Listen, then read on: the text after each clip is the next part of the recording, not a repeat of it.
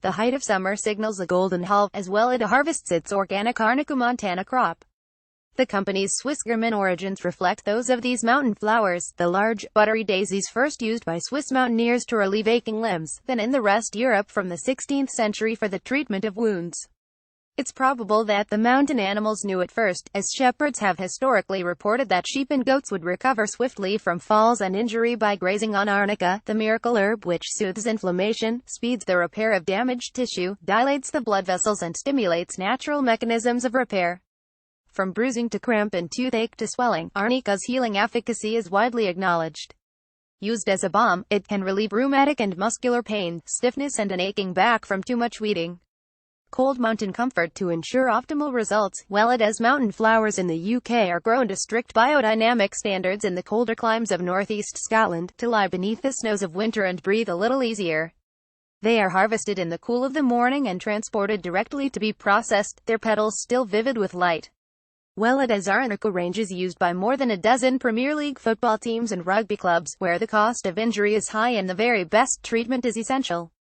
Back at our Kentish allotment, we will be planting our own family Arnica for homespun tinctures and compresses. We'll be applying biodynamic principles, consulting our biodynamic calendar and looking to the full moon for help with germination.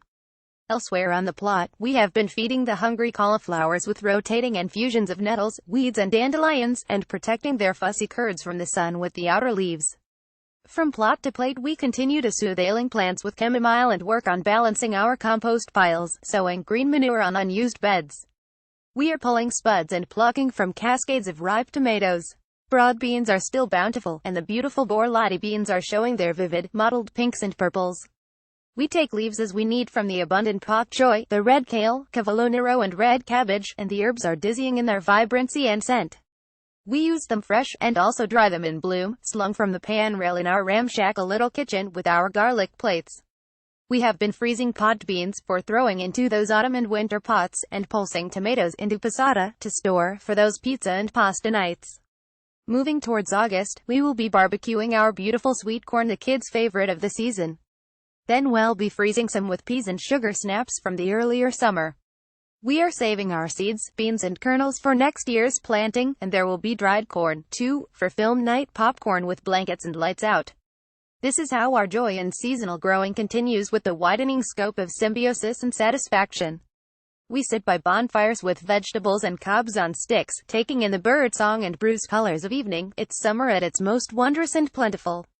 Product of the month Awesome Arnica. This age-old plant has a plethora of healing benefits. Arnica was a rarely used prep at home, until our two intrepid girls entered the picture.